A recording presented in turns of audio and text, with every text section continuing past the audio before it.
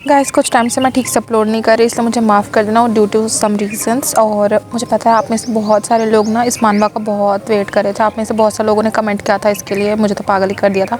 आखिर में मैं इसे लेकर आ ही चुकी हूँ। मुझे माफ़ करना बहुत टाइम लग गया, बट अभी शुरू करते हैं। तो हमने लास्ट पार्ट में देखा था कि यान को एक लड़के ने छेड़ दिया होता है क्लब में, जहाँ पर जैक भी होता है, और जैक ने उस बंदे को ना धो दिया होता है। तो ये लोग होते हैं पुलिस स्टेशन में, और बहुत ज़्यादा यान परेशान होती है, और वो ना हान को बारंबार कॉल किए जा रही होती है कि वो फ़ोन उठाए, पर हान उसको कोई भी रिप्लाई नहीं देता। हान एक लॉयर भी था, तो इसलिए यान को लगा था कि वो डील कर सकता है, पर यहाँ पे जैक ने सब कुछ हैंडल कर लिया था, और जैक को बहुत ही ज़्यादा बुरा लग रहा होता है यान के लिए। उसने कहा कि देखो तुम्हें कुछ भी करने की ज़रूरत नहीं है, मैंने सब कुछ हैंडल कर लिया है, और अगर आगे भी कोई प्रॉब्लम हुई ना तो ये लोग मुझे कॉन्टैक्ट करेंगे, तुम्हें कॉन्टैक्ट नहीं करेंगे, इसलिए तुम फिक्र मत करो। और देखो बहुत ज़्यादा रात हो गई है और मुझे लगता है तुम्हारी हालत ठीक नहीं है। ऐसा बोल के ना वो नीचे बैठता है और उसके लिए हाथ आगे बढ़ाता है कि चलो मैं तुम्हें तुम्हारे घर छोड़ देता हूँ, तुम्हें अच्छा नहीं लग रहा होगा, है ना। फिर यान भी जैक का हाथ पकड़कर खड़ी हो जाती है और अपने आंसू पोंछती है, और फिर जैक उसे कहता है कि मैं तुम्हारे लिए कैब बुक कर देता हूँ और वो कैब तुम्हें तुम्हारे घर तक पहुंचा देगा। जैक को ना यान के घर के बारे में पता होता है, क्योंकि वो एक बार गया होता है, ठीक है। यान के हाथ पे चोट लगा हुआ था ना, उसके बारे में भी सोच रही होती है यान की उसकी वजह से उसे चोट लग गया, क्योंकि उसके लिए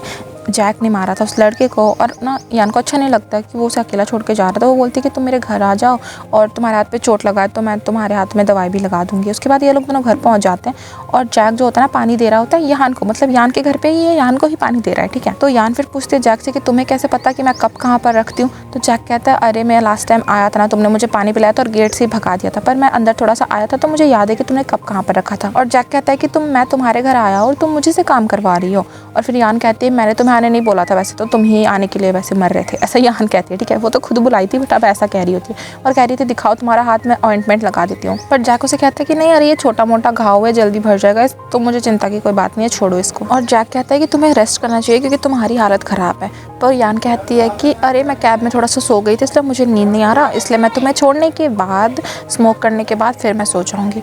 तो फिर जैक कहता है कि अच्छा तुम लाइन से सारी चीज़ें खराब ही करती हो, पहले तो तुम मुझे इतने हैंडसम से लड़के को अपने घर से बाहर निकाल दोगी, उसके बाद तुम स्मोक करोगी, और उसके बाद उस पागल हान के बारे में सोचने लग जाओगी, है ना। फिर जैक ना बुराई करने लग जाता है हान का, और कहता है कि ना हान एक कचड़े का टुकड़ा है, और सोचता है कि ये यान चुप क्यों है, और पूछता है कि तुम चुप क्यों है, तुम मुझे डांटने नहीं वाली और अपने मिस्टर हान को डिफेंड नहीं करने वाली। उसके बाद यान जो होती है ना चुपचाप धीरे से कहती है वैसे तो तुम सही कह रहे हो, मैं ही पागल थी, वो सच में कचड़े का एक टुकड़ा है। मतलब यार ऐसा धोखा मिलने के बाद किसी को भी थोड़ा बहुत तो समझ आना ही लगेगा ना। कितने बार फ़ोन किया था पता है यान ने हान को, लेकिन हान ने उसका फ़ोन नहीं उठाया क्योंकि वो बिजी होगा। तो यहाँ पे जो जैक होता है ना वो कहता है कि देखो तुम्हारी गलती ये है ना कि उसको कभी भी ऐसा नहीं लगा कि तुमको वो खो देगा, इसीलिए ना वो तुम्हें हमेशा ग्रांटेड लेता है और वो कभी भी नहीं डरता है तुम्हें खोने से। तो तुम्हें ना कुछ ऐसा ट्राई करना चाहिए जिससे वो तुम्हें खोने से डरे। और यान को भी ना कहीं इसकी बातों में दम लगता है, क्योंकि यार हमेशा हान को ना यान ने फर्स्ट पे रखा है। मतलब कुछ भी होता था ना वो हमेशा हान के बारे में सोचती थी, पर हान जिसने उसे हमेशा सेकंड रखा था और हमेशा ग्रांटेड ही लिया था, क्योंकि हान को पता है यार ये इसे छोड़कर कहाँ ही जाएगी, किसके पास ही जाएगी, ऐसा वाला हान का ख्याल होगा। यहाँ पे फिर हमारा जैक जो होता है ना वो कहता है कि देखो तुम क्या करो ना, तुम ना मुझे पहले रख के देखो, उसको सेकंड रख के देखो। तो यहाँ पे यान सोचते तू अपने आप को बढ़ावा देने के लिए यहाँ पर आया है क्या। मतलब यार किसी को भी यही लगेगा तुम मुझे सोल्यूशन नहीं दे रहे हो या खुद को प्रमोट कर रहे हो। तुम्हें क्या लगता है कि ये बहुत आसान है? इतना आसान होता तो मैं उसे कब का छोड़ देती, जब मुझे पहली बार पता होता है कि वो शादीशुदा है। पर इतना आसान नहीं है जो भी है। पर जो जैक होता है यान के पास जाता है, उसके पैरों पे मतलब थाइस पे हाथ रखता है और उसे कहता है कि देखो तुम जब तक कोशिश नहीं करोगे तुम्हें पता कैसे चलेगा, ऐसा बोल के वो उसके करीब जाने की कोशिश कर रहा होता है। और उसके बाद यान को अपने गोदी में बैठा लेता है और उसे किस करने के लिए आगे बढ़ता है। और फिर ये दोनों ना सोच ही रहे होते हैं कि क्या करना चाहिए, और यान को समझ नहीं आता कि वो क्या करे, क्योंकि उसके अंदर ना बहुत सारे मिक्स्ड इमोशंस चल रहे होते हैं। उसे समझ नहीं आता उसे क्या करना चाहिए। वो चाहती थी बदला लेना, पर हान से वो प्यार भी करती थी। जब तक मैडम इतना सोच रही होती है कि जो ये क्या नाम है इसका, जब तक मैडम इतना सोच रही होती है कि जैक उसे किस कर लेता है, और जैक उसे किस करने के बाद यान सोच रही होती है आखिर हमने कितने बार किस किया है। और फिर यान सोचते है कि मुझे फर्क भी क्यों पड़ रहा है और मैं गिन क्यों रही हूँ, मुझे ये सब के बारे में नहीं सोचना चाहिए। उसके बाद ना तुम ना आंखों में ना एकदम नशा सा देख सकते हो जैक के, ठीक है। मतलब जैक पूरी तरीके से पागल है हमारी यान के लिए। यान पूछती है कि तुम मुझे इतने जोर से किस क्यों कर रहे हो, तुम पागल हो गए हो क्या? मुझे पता है कि तुम मुझे पसंद करते हो, पर मुझे नहीं पता था कि तुम मुझे इतना ज़्यादा पसंद करते हो। जैक फिर कहता है कि तुमने कभी ध्यान ही नहीं दिया कि मैं तुम्हें कितना ज़्यादा पसंद करता। तुम क्योंकि हमेशा हान के बारे में सोचती रहती थी, पर मैं तुम्हारे लिए इतना ज़्यादा पागल हूँ कि तुम सोच भी नहीं सकती हो। उसके बाद वो नीचे जाता है, ठीक है, नीचे एंड तुम समझ जाओगे। तो यहाँ पे फिर जैक बहुत ही प्यार से खाना पीना इनका चल रहा है, या फिर क्या चल रहा है मुझे नहीं पता, ठीक है, मैं नहीं बता सकती, तुम समझ जाओ क्या चल रहा है, ओके। उसके बाद जैक कहता है कि अरे तुम अभी के बारे में सोचो ना, तुम हान के बारे में मत सोचो, तुम अभी इस मोमेंट को एंजॉय करो। फिर ये लोगों का अपना चल रहा होता है और इन लोगों को बहुत ही ज़्यादा मज़ा आ रहा होता है, क्योंकि यान के ना आसपास आज तक कोई लड़का नहीं आया होता है सिवाय हान के। और यान को पहली बार कुछ अलग महसूस हो रहा था, मतलब किसी और इंसान की महक आ रही होती है, किसी और इंसान का टच फील हो रहा होता है और उसे अच्छा भी लग रहा होता है, पर वो मतलब कंफ्यूज भी होती है क्योंकि वो हान के बारे में सोच रही होती है। पर जैक उसे समझा रहा होता है कि तुम्हें हान के बारे में सोचने की ज़रूरत नहीं है और तुम इस मोमेंट को एंजॉय करो। और तुम देख सकते हो कि यार कितना ज़्यादा एंजॉय कर रही है उसकी आंखों से, और एंजॉय करना भी चाहिए क्योंकि यार हान की एक वाइफ है, वो शादीशुदा है, फिर भी उसने यान के साथ रहा। लेकिन यहाँ पे हमारा जो जैक है वो सिंगल है, फिर और वो इतनी ज़्यादा अटेंशन और इतना ज़्यादा प्यार केयर दे रहा है हमारी यान को। तो यान मैडम मुझे इसी को चूज़ करना चाहिए, हम सब जैक के साथ है, ठीक है गाइस। तुम लोग अब कमेंट में बताना कि तुम्हें कौन ज़्यादा पसंद है, ठीक है। उसके बाद ना नेक्स्ट डे दिखाया जाता है, हमें कॉलेज का सीन दिखाया जाता है जहाँ पे यान बैठी होती है और उसके पीछे ही हमारा प्यारा सा जैक बैठा होता है, जो कि प्यार में पूरी तरीके से पागल हो चुका होता है क्योंकि यार उसको उसका प्यार जो मिल गया होता है, ठीक है, उसका यान पर कन्फर्म नहीं मिला है, ठीक है, अभी भी परमानेंट नहीं हुआ है जैक। बस यान के साथ वो ना हान को गिल्टी फील कराने के लिए है और यान को मैसेज पे मैसेज किया जा रहा होता है कि पीछे मुड़, मुझे तुझे देखना है, एक बार तो पीछे देखना।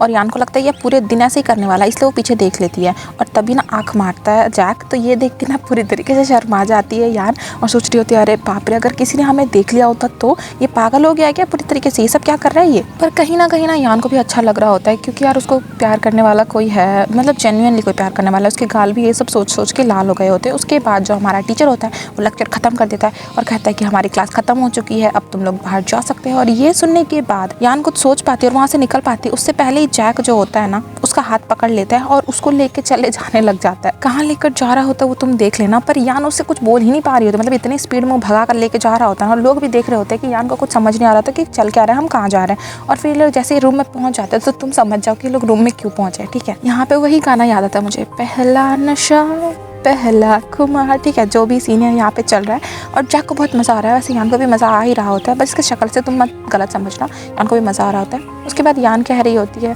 कि तुम ना मुझे यहाँ पर क्यों लेकर आ गए हो, और फिर ना जैक पूछता है कि तुम्हें क्या खाना पसंद करोगी। यान कहती है हाँ वैसे तो मुझे बहुत ज़्यादा भूख लगी थी, तो तुम ना राइस केक मंगा दो जिसमें चिल्ली ऑयल बहुत ज़्यादा हो, ठीक है, और वसाबी भी मंगाना। उसके बाद जैक कहता है कि लगता है कि तुम पूरे टाइम खाने के बारे में ही सोच रही थी, क्योंकि मैंने जैसे ही पूछा तुमने झट से बोल दिया, तुम मुझे पहले नहीं बता सकती थी क्या। यान फिर कहती है कि देखो तुमने जो पूछा मैंने बता दिया, अब तुम्हारी मर्जी, ऑर्डर करना है करो और जल्दी करो, ऐसी जगह से करना जहाँ से जल्दी डिलीवरी आ जाए, मुझे वेट करना बिल्कुल भी नहीं पसंद है। उसके बाद हमारा प्यारा जैक कहता है जो हुक्म महारानी का। उसके बाद ये वाला लाइन जो है ना बहुत ज़्यादा मुझे प्यारा लगा, मतलब हमारा जैक कितना ज़्यादा क्यूट है यार।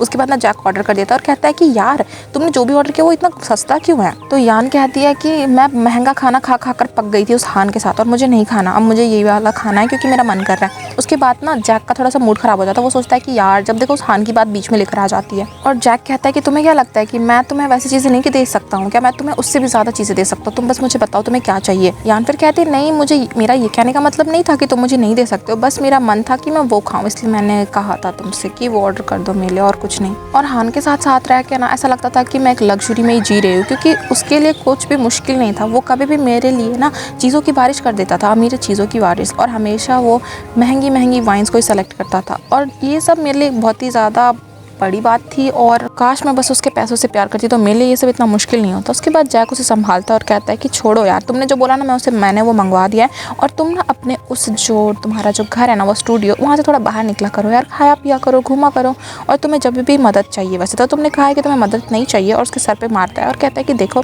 अगर तुम्हें कभी मदद चाहिए तो तुम मुझे बता सकते हो, मैं तुम्हारे लिए हूँ, ठीक है। और यान ना ये सोच के सैड हो रही होती है क्योंकि हान ने ना उस दिन के बाद से मतलब 3 दिन हो गए होते उस हादसे को, पर उसने कांटेक्ट नहीं किया होता है। और हमारा जैक कहता है कि अरे तुम उसके बारे में छोड़ो, अभी मैं तुम्हारे साथ हूँ ना, तो तुम मेरे बारे में सोचो और ये बताओ कि हम कहाँ खाने चले। अभी तो हम यहाँ पे खाएंगे लेकिन बाद में बताना कि हम कहाँ खाने चले, ठीक है। उसके बाद हम यान को देखते जिसकी आंखें बड़ी हो गई होती है उसके सामने के नज़ारे को देख के, क्योंकि उसके सामने खड़ा होता है हान, जो कि गायब होता है 3 दिन से और अचानक से प्रकट हो जाता है यान के सामने। और यान ये नोटिस करती है कि उसका जो ड्रेस है ना ना वो ड्रेस कोड है उसका वो ड्रेस कोड फ्यूनरल वाला है, यानी कि वो फ्यूनरल से यहाँ पर आया है, ठीक है।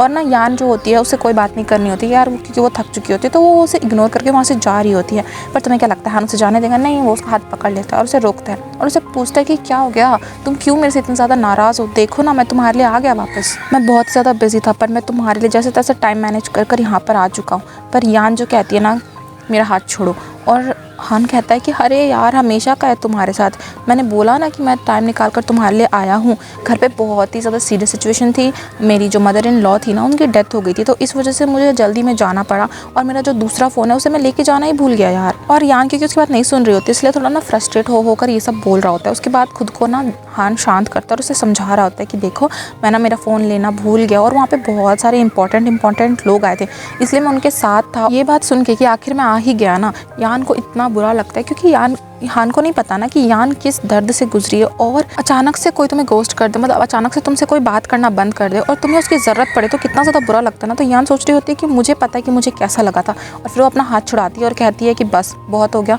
मुझे तुमसे ब्रेकअप करना है और मुझे और कुछ नहीं सुनना है, बस मैं थक चुकी हूँ और मैं ये सब नहीं देख सकती हूँ। और हान को लगता है कि हर बार का इसका जो नाटक होता है ब्रेकअप करने का, वही कर रही है ये। हान कहता है कि देखो यार, मैं तुम्हें समझाने की कोशिश कर तो रहा हूँ ना, पर यान कहती है कि नहीं, मुझे कुछ नहीं सुनना है, मैंने सोच लिया है कि मुझे ब्रेकअप चाहिए। तुम्हारे लिए बहुत ज़्यादा आसान है, तुम किसी भी लड़की के पास जा सकते हो, तुम्हारे पास इतना पैसा है, जैसे तुमने मुझे गिफ्ट देना वैसे ही सारी लड़कियों को गिफ्ट्स देना, कोई भी तुम्हारे लिए पागल हो जाएगी और तुम्हारे साथ रहने के लिए तैयार हो जाएगी, मैं कोई स्पेशल नहीं हूँ। हान को बहुत ज़्यादा गुस्सा आ जाता है और वो चिल्ला के बोलने लग जाता है, तुम कोई छोटी बच्ची हो क्या? स्कूल की बच्ची से भी डील करना आसान है, पर तुमसे डील करना बहुत ज़्यादा मुश्किल है। तुम्हें समझ में क्यों नहीं आ रहा कि मैं आखिरकार तुम्हारे लिए टाइम निकाल कर आ गया ना, मेरा इन्वेस्टमेंट, मेरा जो भी ज़्यादा प्लान किया था ना मैंने, वो सारा डूब जाता अगर मैं उन लोगों के साथ टाइम स्पेंड नहीं करता मेरे फ्यूनरल में। तुम क्या चाहती हो कि मैंने जितनी मेहनत जो की है वो बर्बाद हो जाए? और देखो, आखिरकार तो मैं आ ही गया ना, मैं इन्हीं कपड़ों में आया हूँ, मतलब देखो मैं तुम्हारे लिए कितना ज़्यादा हरी होकर आया हूँ। यान भी नोटिस कर रही होती है कि जो जैक होता है ना, उसके जो हाथ में ना काला धागा बंधा हुआ होता है,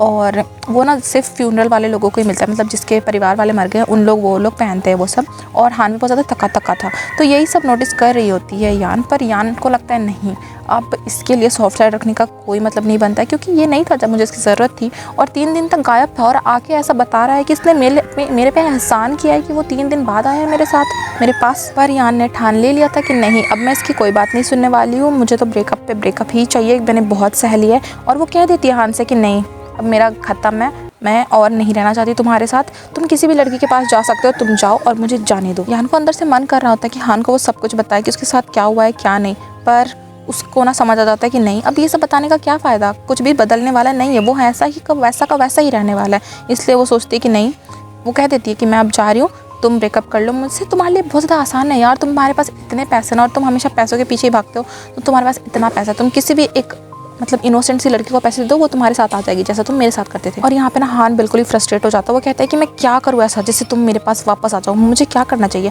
और यान कहती है कि मैंने तुम्हें हज़ारों बार बता दिया कि तुम्हें क्या करना है मेरे लिए, पर तुम कभी भी मेरी बात नहीं सुनते हो और तुम हमेशा अपने बारे में ही सोचते हो।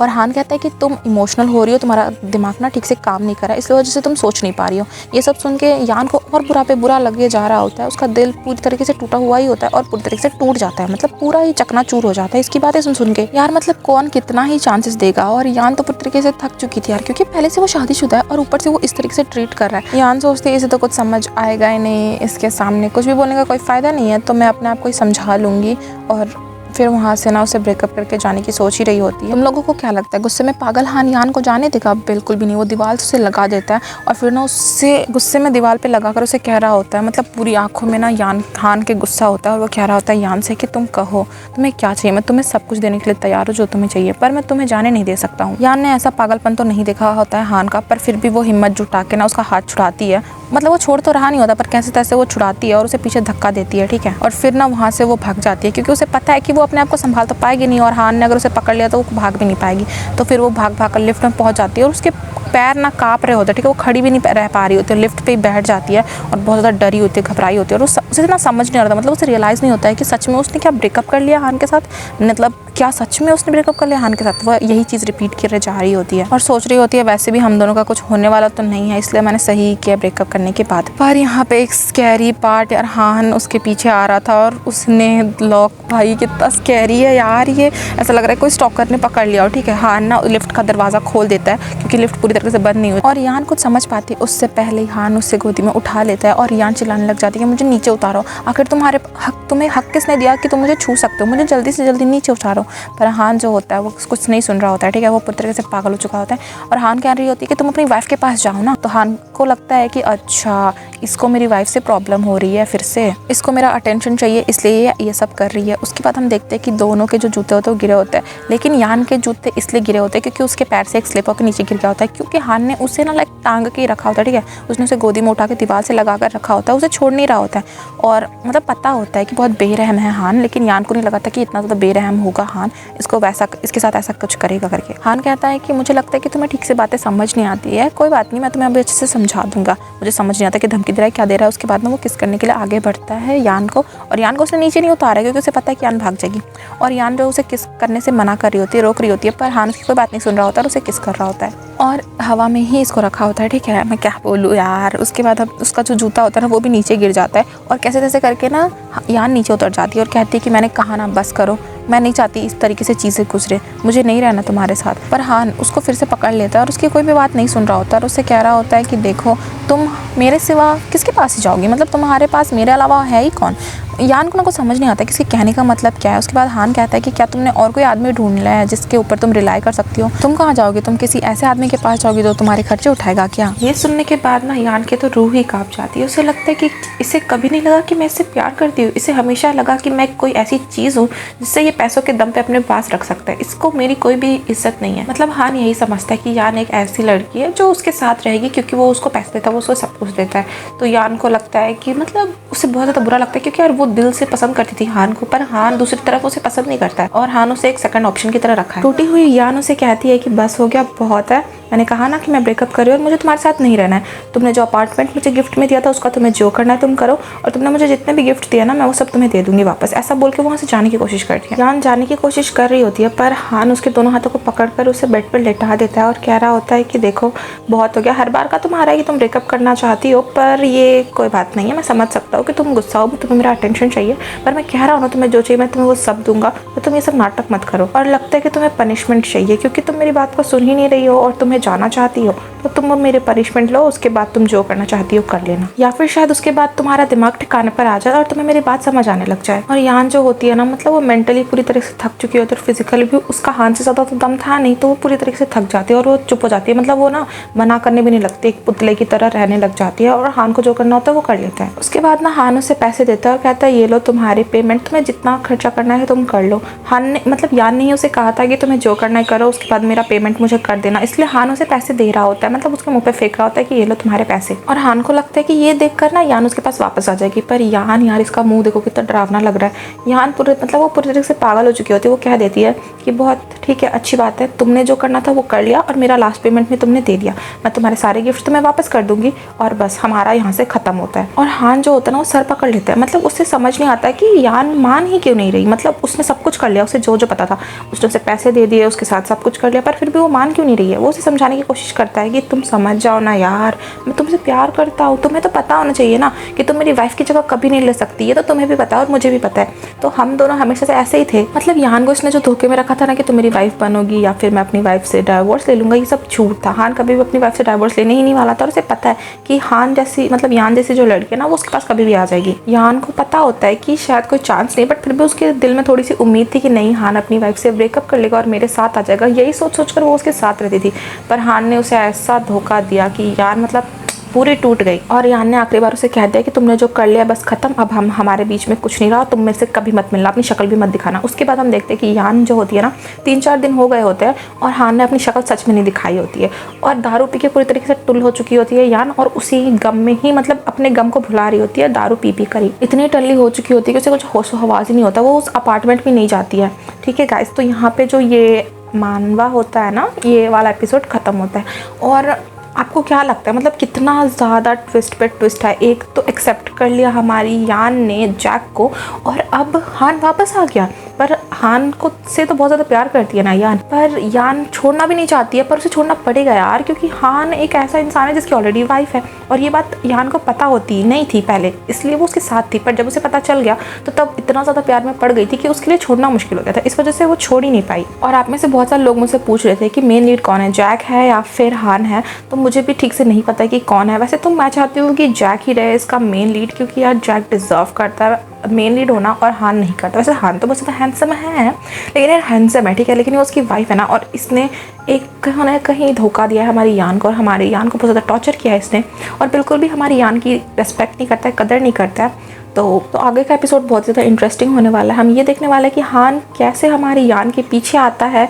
या फिर यान मूव ऑन करके जैक के साथ खुशी खुशी रहने लग जाएगी। आगे के वीडियोस को देखने के लिए आप मेरे चैनल को सब्सक्राइब कर लेना, लाइक करना मत भूलना, और मुझे कमेंट में लड़कियाँ ये भी बताना कि क्या हान सही था या गलत था, और अगर वो लोग यान की जगह पे होती तो वो लोग क्या करती। और लड़कों से भी यही सवाल है कि अगर वो हान की जगह होना चाहेंगे या फिर वो मतलब अगर वो हान की जगह होते तो उन्हें क्या लगता है कि ये जो हान ने किया वो गलत है या नहीं। और जो जैक की जगह पे होना चाहते हैं तो बहुत अच्छी बात है कि तुम बहुत ही अच्छे हो, लॉयल हो।